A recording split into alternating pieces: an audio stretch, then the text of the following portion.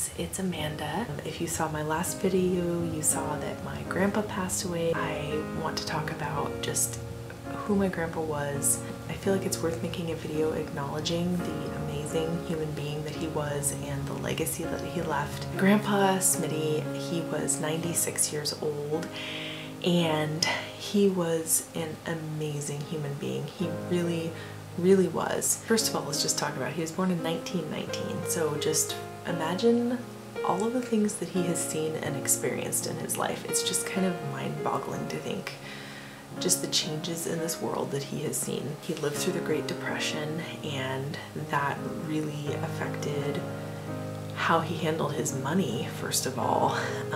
He's always been incredibly wise with his money.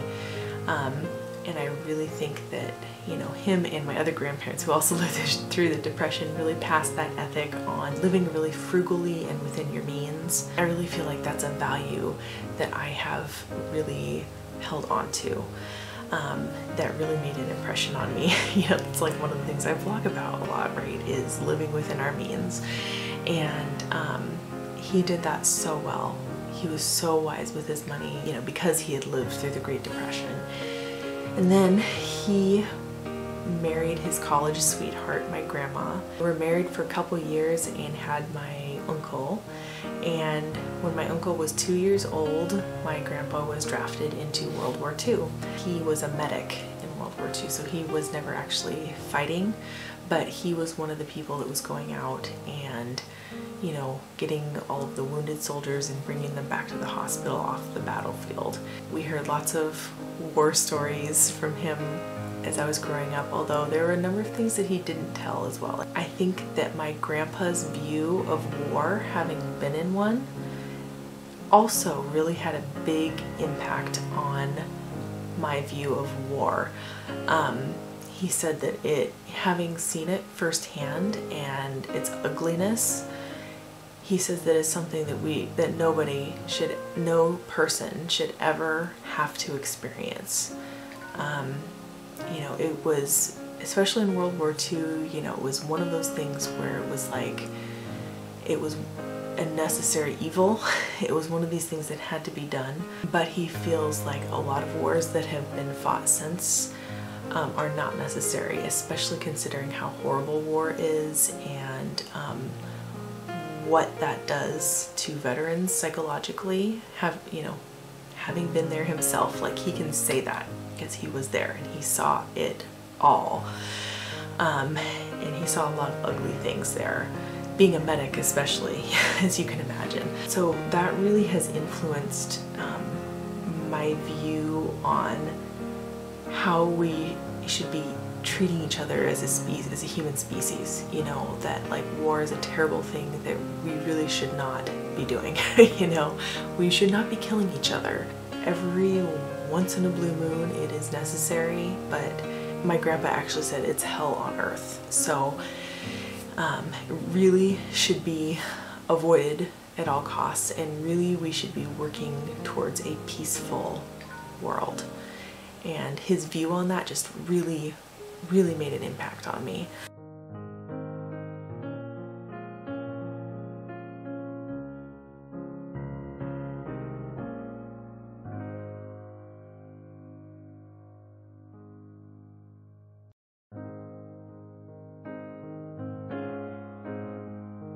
During the time that he was in World War II, I believe it was 2 years straight that he was away from my grandma, while she was at home raising a small child. And being a parent of small children right now, I have a whole new appreciation and respect for what they went through. Like, I cannot imagine having my husband being gone solid for 2 years. Obviously they wrote letters to each other, and I would love to read them sometime. You know, the letters that they wrote back and forth to each other for 2 years, and the pictures, you know, sending the pictures of my uncle as he grew, and how difficult that must have been for my grandma, not knowing if she would ever see him again. I just can't even imagine what that was like. And for my grandpa to not know if he would ever see his wife and child again. And but he made it, and you know, thankfully, because he was a medic, he was not actually out on the battlefield, and that probably, you know, gave him a little higher chance of making it through.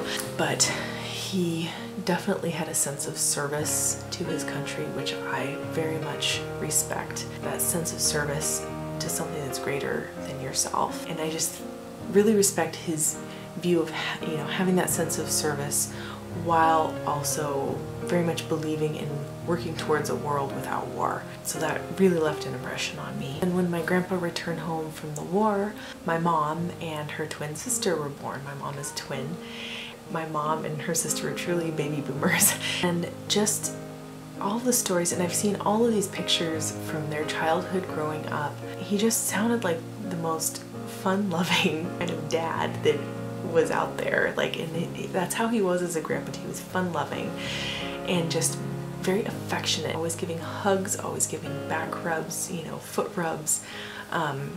You could tell that that was probably one of his love languages. And always just being a good role model and, you know, being present for all of, you know, his kids' big life events and his grandkids. I'll talk a little bit more about that down the road here, but he was just a very devoted husband, very devoted father, very much believed in family. Family always came first, and it showed. You know, all his life he's just had this most amazing sense of humor. He was just joking all the time. He was such a funny guy, you know, and he had all these little ditties that he would sing, and he must have learned them when he was in the army or something. But these funny little ditties that he was singing all the time. Oh, lordy, lordy, lordy. Oy, oy, oy, oy, oy. You came close to getting shot. You couldn't see without a fella around the strongest ever lived. Jackie Chan killer. You didn't know about that, did you? No. World made 6 days, finished on the 7th. According to the contract, it ought to have been the 11th. Masons got drunk and the masters wouldn't work. So they had nothing to do with to fill it up with dirt. Dirty, dirty, dirty, dirty, dirty, dirty, dirty.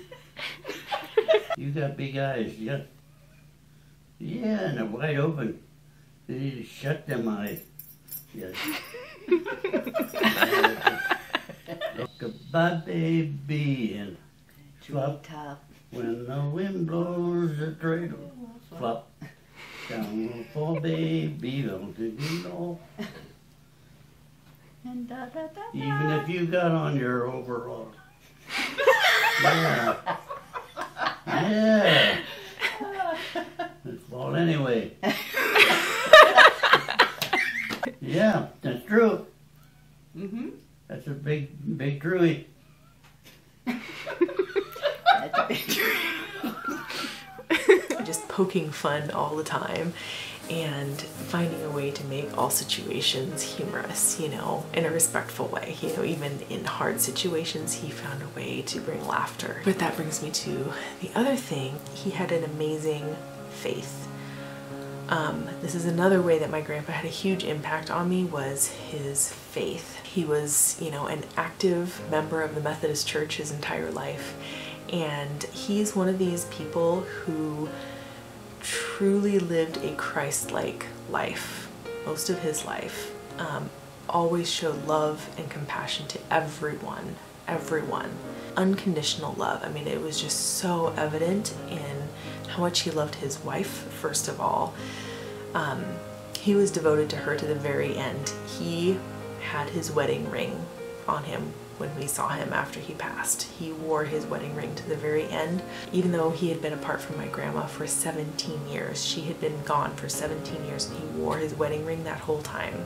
And that just, I'm gonna get teary just thinking about how devoted to his wife he was. And he just believed in the importance of marriage and having a family. It was just so evident in how he lived his life and how loving he was.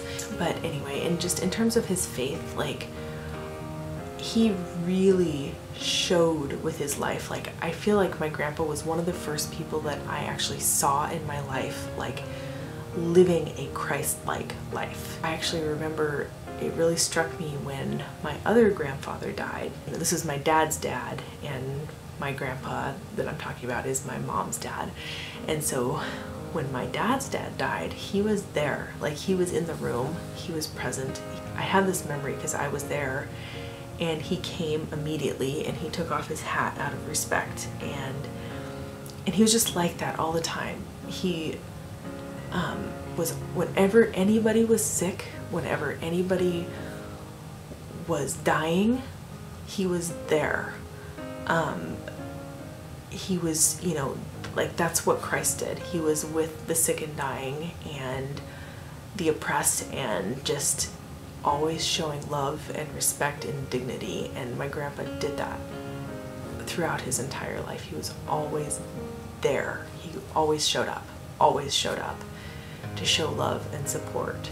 And it was just incredible. Coming back to talking about showing Christ-like character and talking about my grandma, my grandmother developed Alzheimer's, and she lived with Alzheimer's for the last probably 15 years of her life.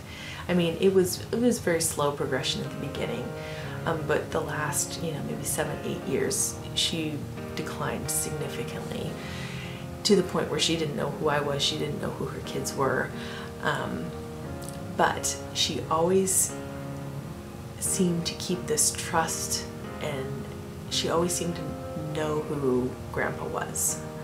And even though she wasn't fully there, she always trusted him because he was her caregiver, and he took care of her every need all the way up until the very last week of her life, when they moved her into the nursing care with a hospice when she was dying. And I can't even wrap my head around how Christ-like that is. He cared for her with his own two hands all the way to the very end, and loved her and was devoted to her even though her mind was gone. It's going to make me so emotional talking about it, but I only hope that my marriage can be that strong. Like I said before, he was always present, not only in the difficult things but in the joyful things. You know, he rejoiced when those in his family were rejoicing. You know, he was always there and proud, is what I like to say. He was, you know, obviously for his own kids' weddings and the births of all of his grandkids, and then again with his grandkids. He was there for my cousin's wedding, and actually Bill's and my wedding was his last trip. It was 5 years ago. Bill and I have been married for 5 years, and it was his last trip away from home because he was, you know, physically, even 5 years ago, it was getting difficult for him to travel. But he told me, I remember, it's gonna make me cry again talking about this, but he said, "Amanda, come hell or high water, I am going to be at your wedding." He said that. And he was, even though it was like a 95-degree day, he sat there and in the front row, and you could just see the pride in his face. And it just felt so wonderful to have somebody that I love and respect so much, who had a beautiful, beautiful marriage, you know, say that he was proud of me and Bill, and was so supportive and loving and present, even though it was his last trip was to our wedding.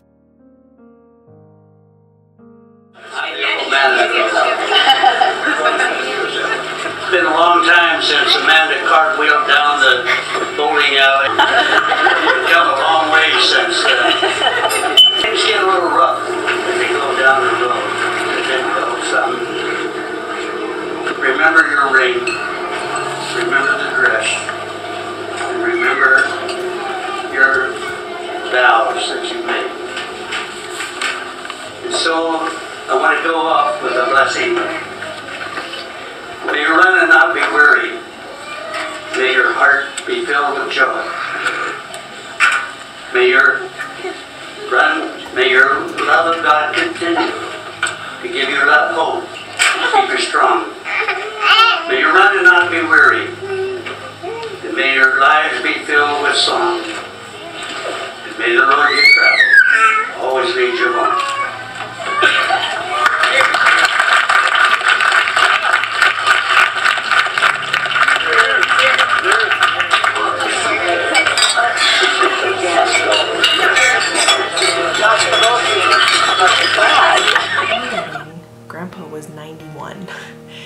And you know, we weren't even sure if he was going to make it long enough to be at our wedding, and then he was. He lived long enough to make it to our wedding. That was his last trip. And then we didn't know, I mean, if you've watched any of our videos, you know we struggled with infertility for a while. I really wanted him to meet his great-grandkids once we had kids, and we weren't sure if he would make it that far. And then he did. He got to meet Alex, and we were just so grateful and thankful and amazed that he got to meet our son. Hello, hello, hello, hello. Hello, hello, hello. Hi, hi. Hi, hi. Hello there, young man. You can come see your great grandpa. Yeah. You come see Hi, your great hi. grandpa. Hi there. Yeah. You wanna hold him? Oh yeah. Hello there. Hi. Hi, hi. See, that's your great grandpa. Hi, hi, hi. My goodness. Yeah. You're quite a guy. Oh, he's smiling at you. Yeah. Hi. Yeah, you just learned to smile this week. Hi, hi, hi. Yeah, he's smiling at great grandpa. Yeah.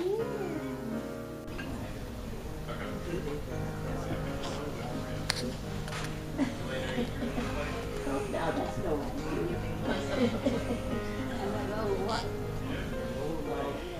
And then he got to meet Sophie.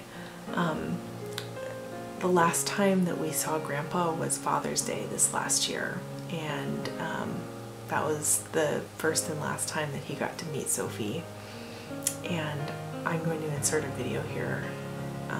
It's a sacred little moment when he got to meet his last great-grandchild.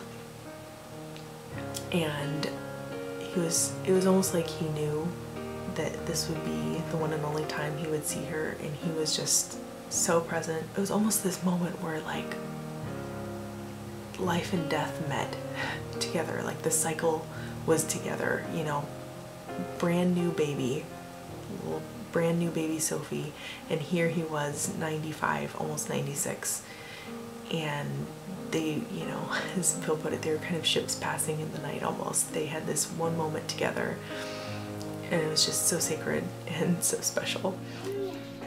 Full of energy right now. Okay, here, let's go take the ball over here. Let's take the ball over here. Come on. That's pretty special. Sweet little girl.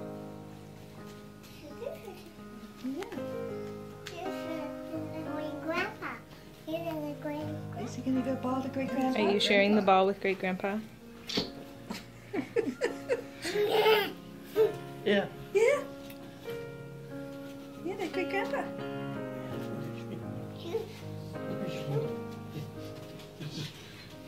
Dad, happy great grandfather's day. Yeah, that's happy right. Great grandpa's day. Happy Father's Day. Yes, happy Father's Day. Big time.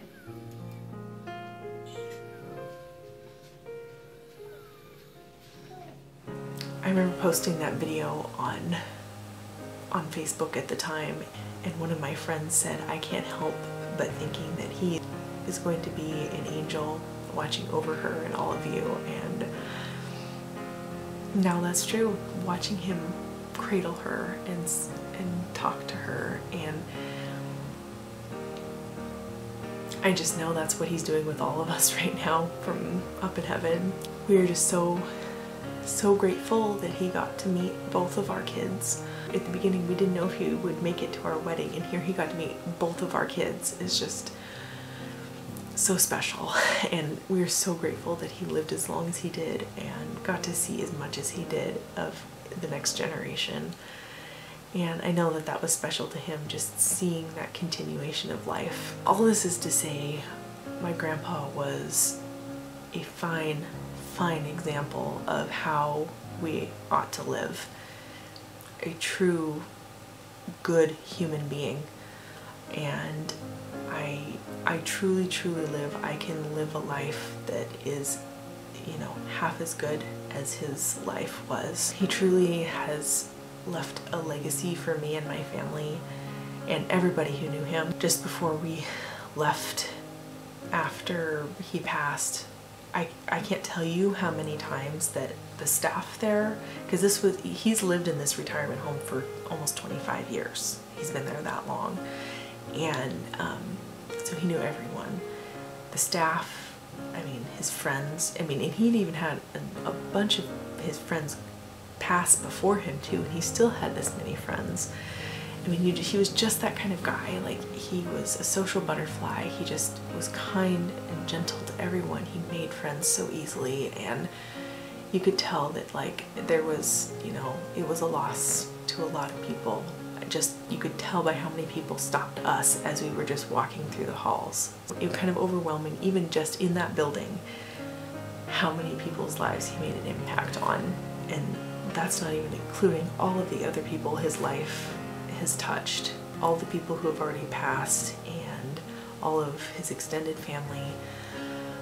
We've had so many extended family members contact us and tell us just, you know, what a fine human being he was, and how they always think so fondly of him, and what a role model he was, and what a mentor he was. I really still think that even though he's gone now, he's still going to be a mentor. So that is my tribute to my grandpa.